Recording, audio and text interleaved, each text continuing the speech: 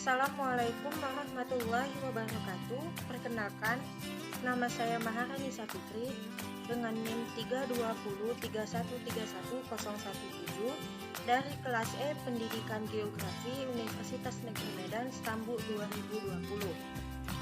Pada video ini saya akan menjelaskan tentang penginderaan jauh non-fotografik sistem satelit sebagai pemenuhan nilai UTS penginderaan jauh.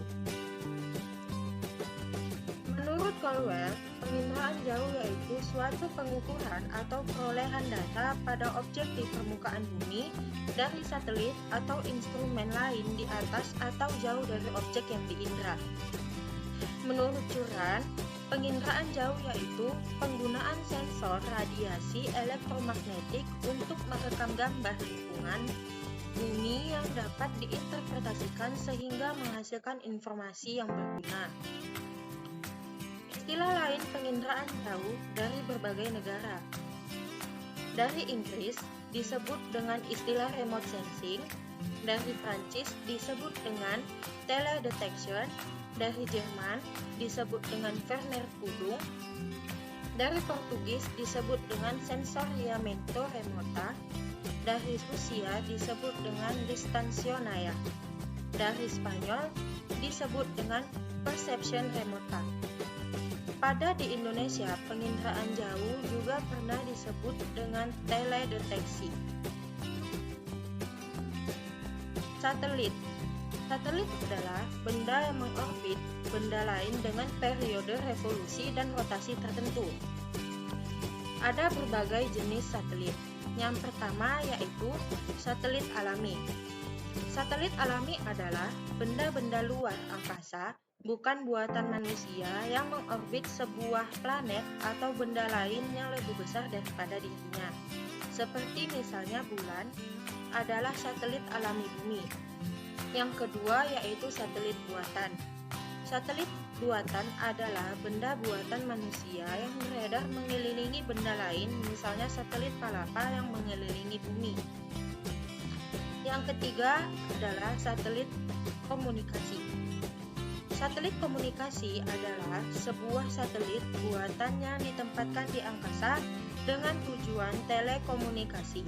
Satelit komunikasi modern menggunakan orbit geosynchronous, orbit Molniya, atau orbit bumi rendah. Yang keempat, untuk pelayanan tetap. Satelit komunikasi menyediakan sebuah teknologi tambahan bagi kabel komunikasi kapal selam optik fiber. Untuk aplikasi bergerak seperti komunikasi ke kapal laut dan pesawat terbang, di mana aplikasi teknologi lain seperti kabel tidak praktis atau tidak mungkin. Macam-macam penginderaan jauh non-fotografik sistem satelit. A. Satelit sumber daya alam. Yang pertama yaitu Landsat, milik Amerika Serikat. Diluncurkan pertama kali pada tahun 1972 dengan nama Earth-1. Proyek eksperimental ini sukses dan dilanjutkan dengan peluncuran selanjutnya, seri kedua, tetapi dengan berganti nama menjadi Landsat, sehingga F1 pun berganti nama menjadi Landsat 1. Yang kedua yaitu Spot, milik Prancis. Spot adalah citra satelit milik Prancis. Spot didirikan pada tahun 1986 yang sifatnya komersialis dan bukan eksperimental. Spot telah dikembangkan oleh beberapa negara dengan 30 negara yang telah memiliki satelit bumi.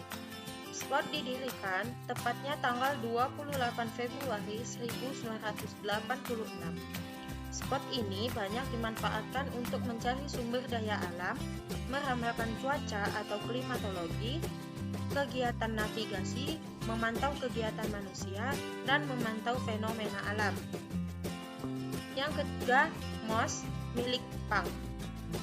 MOS adalah satelit pengamat atau penyelidikan bumi yang pertama kali dibangun oleh Jepang dengan memakai teknologi mereka sendiri. Diluncurkan pada Februari 1987. 3 sumbu stabil pesawat ruang angkasa dilakukan visible dan thermal infrared radiometer untuk mengukur suhu permukaan laut. Yang lainnya yaitu multispectral electronic surface scanning, microwave scanning radiometer, pengumpulan data sistem, oceanografi, ruang berbasis di lingkungan. Oceanografi ruang berbasis dilakukan di Jepang oleh 2 kelautan observasi satelit. Ditempatkan di orbit matahari sinkron sekitar 910 km dengan kemiringan 99,1 derajat. Yang keempat, Luna milik Rusia, dikenal juga sebagai Mechta atau dalam bahasa Rusia yang berarti mimpi, adalah sebuah wahana antariksa pertama yang mencapai daerah sekitar bulan, merupakan misi pertama dari program Luna milik Uni Soviet. Wahana ini direncanakan untuk menabrak bulan, namun gagal dan menjadi objek buatan manusia yang melayang-layang dalam orbit mengitari matahari. Yang kelima yaitu SEASAT milik Amerika Serikat.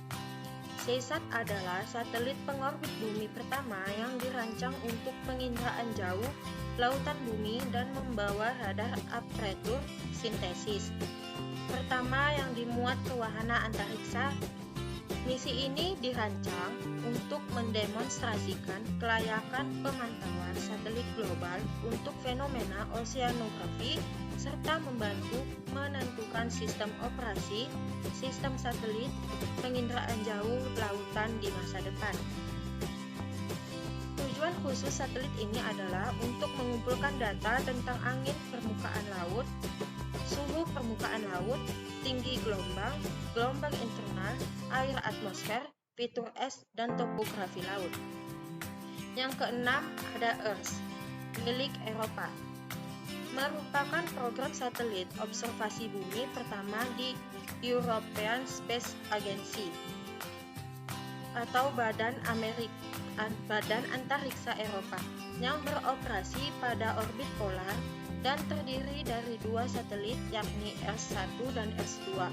Satelit EARTH-1 diluncurkan pada tanggal 17 Juli 1991 yang bertempat di Guyana Space Center, Guyana, Prancis, menggunakan roket pengangkut Ariane 4. Satelit ditempatkan pada orbit polar Sun Synchronous pada ketinggian 782 sampai 785 km di atas permukaan bumi. Yang B yaitu satelit cuaca. Yang pertama ada TIROS milik Amerika Serikat. Merupakan serangkaian satelit cuaca awal yang diluncurkan oleh Amerika Serikat. Dimulai dengan TIROS 1 pada tahun 1960. TIROS adalah satelit pertama yang mampu melakukan penginderaan jauh bumi, memungkinkan para ilmuwan untuk melihat bumi dari perspektif baru. Yang kedua ada GOES, milik Amerika Serikat. Satelit lingkungan operasional geostasioner yang dioperasikan oleh Divisi Layanan Satelit, Data, dan Informasi Lingkungan Nasional Amerika Serikat mendukung perkiraan cuaca, pelacakan badai parah, dan penelitian meteorologi. Pesawat ruang angkasa dan elemen berbasis darat dari sistem kerjasama untuk menyediakan aliran data lingkungan yang berkelanjutan. Yang ketiga ada Meteosat, milik Lembaga Antariksa Eropa. Satelit Meteosat dikelola oleh Lembaga Antariksa Eropa dan diletakkan di atas Afrika pada bujur Greenwich.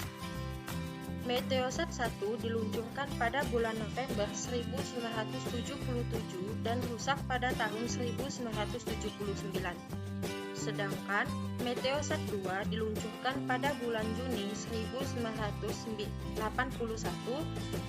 dan pemanfaatan data Meteosat dalam berbagai keperluan antara lain Bidang klimatologi untuk pengukuran suhu permukaan air laut, pengukuran suhu permukaan daratan dan penentuan arah angin, dan bidang penggunaan lahan untuk pemetaan dan pemantauan bahaya alamiah. Yang keempat, ada Skylab milik Amerika Serikat. Skylab adalah stasiun luar angkasa yang diluncurkan dan dioperasikan oleh NASA dan stasiun ruang angkasa pertama Amerika Serikat. Skylab mengorbit bumi pada tahun 1973 sampai 1979 dan berisi ruang kerja, observatorium, surya, dan sistem lainnya. Stasiun ini diluncurkan dengan roket tak berawak Saturn V yang dimodifikasi dengan massa 77 ton. Yang kelima ada OAO milik Amerika Serikat.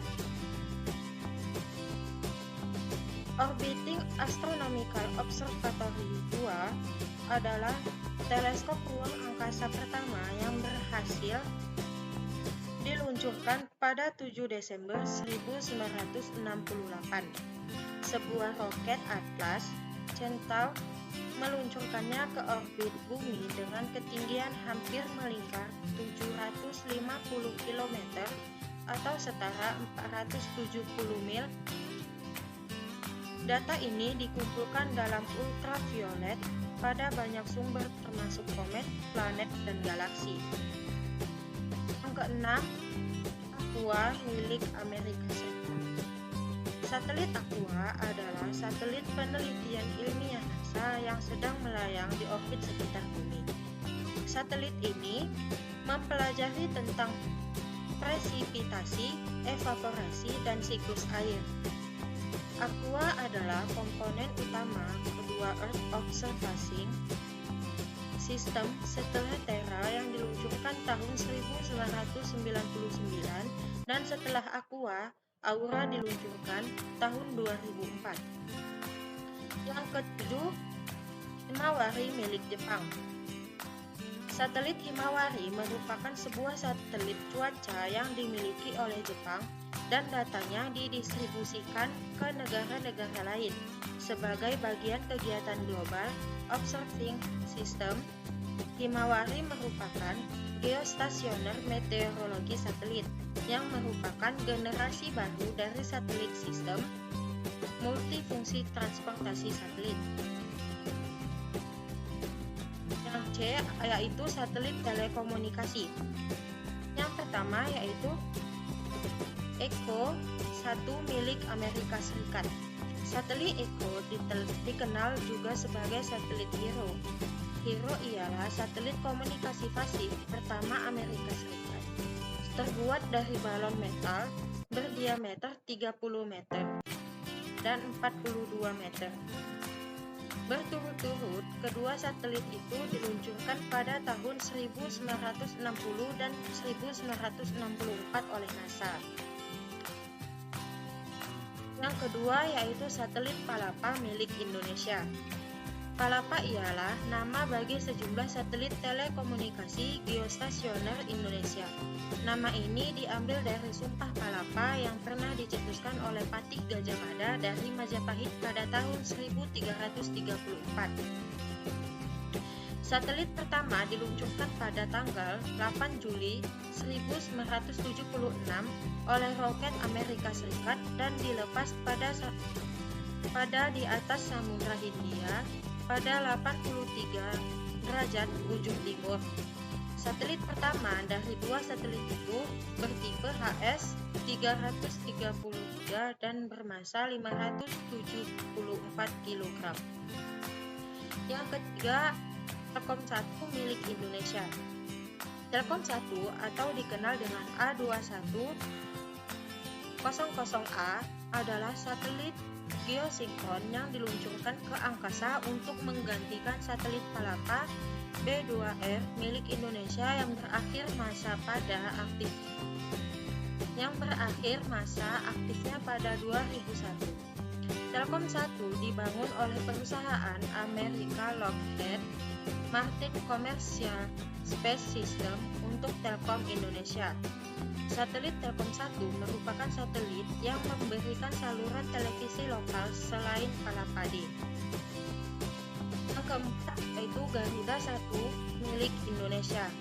Satelit Garuda adalah satelit komunikasi milik Indonesia yang dioperasikan oleh Asia Cellular Satelit.